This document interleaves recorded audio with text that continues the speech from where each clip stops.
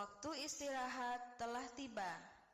Kepada seluruh siswa dipersilahkan istirahat.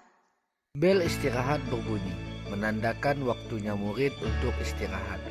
Suasana istirahat berjalan dengan normal. Ada yang buru-buru ke kantin untuk segera jajan, ada yang bermain di halaman sekolah, ada juga yang memanfaatkan waktu istirahat untuk membaca buku di halaman sekolah. Bimo masuk ke kelas untuk mengambil pulpen. Setelah dicari-cari, Bimo tidak menemukan pulpennya.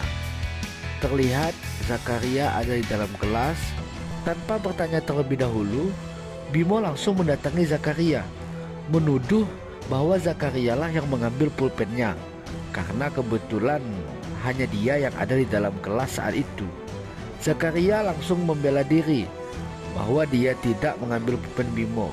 Dia dari tadi cuma membaca buku. Bimo bersikeras menuduh Zakaria karena tidak ada murid lain di dalam kelas selain Zakaria.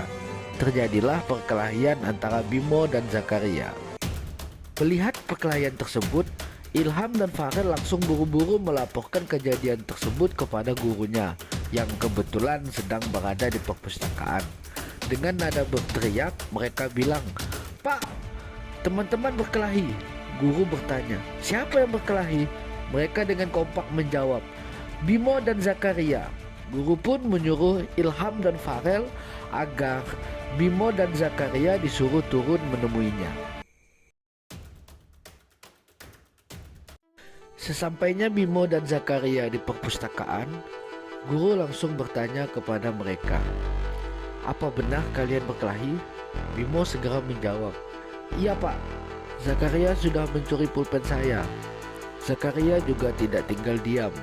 Dia pun membela dirinya dengan berkata, "Tidak Pak, saya tidak mencuri pulpen Bimo." Guru bertanya lagi, "Bimo, apakah kamu punya bukti bahwa yang mencuri pulpen kamu itu Zakaria?" Bimo menjawab, "Cuma ada Zakaria di dalam kelas Pak. Siapa lagi kalau bukan dia yang mencurinya?" Zakaria langsung berkata, "Tidak Pak, saya di kelas cuma baca buku." Bimo berkata lagi, "Sudahlah, kamu mengaku saja bahwa kamu yang mencuri pulpen saya. Yang ada di dalam kelas cuma kamu. Teman yang lain semuanya di luar kelas. Siapa lagi kalau bukan kamu yang mencurinya? Kamu jujur saja." Zakaria terus membalas dengan ucapan yang sama. Terjadilah saling dorong antara Bimo dan Zakaria akibat dari saling mempertahankan pendapat mereka. Melihat kejadian tersebut, guru langsung menengahi dan berkata, "Begini saja, kita kumpul dulu ke kelas bersama dengan murid yang lain.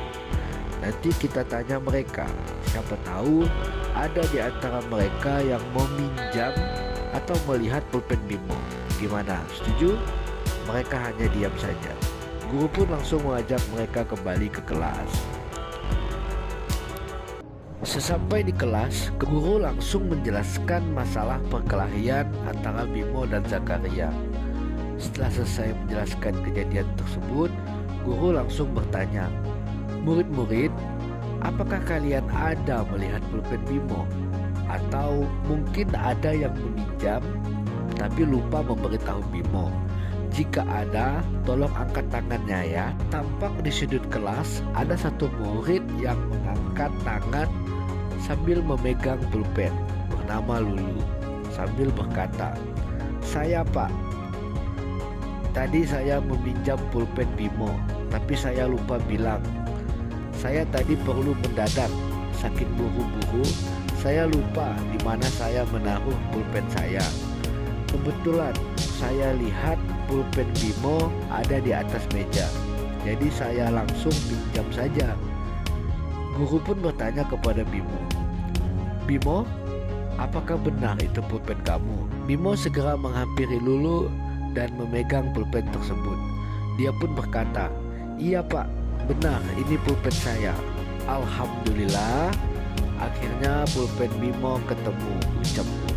"Lulu, jika suatu saat kamu ingin meminjam barang temanmu, diusahakan untuk memberitahu terlebih dahulu agar teman kamu tidak panik sehingga menganggap barangnya tersebut hilang atau dicuri.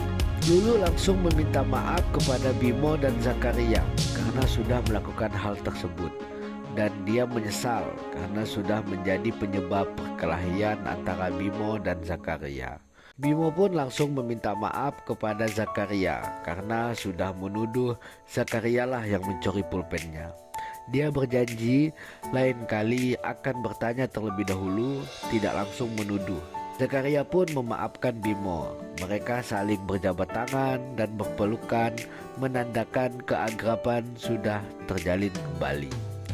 Alhamdulillah, keharmonisan di antara murid-murid sudah terjalin kembali.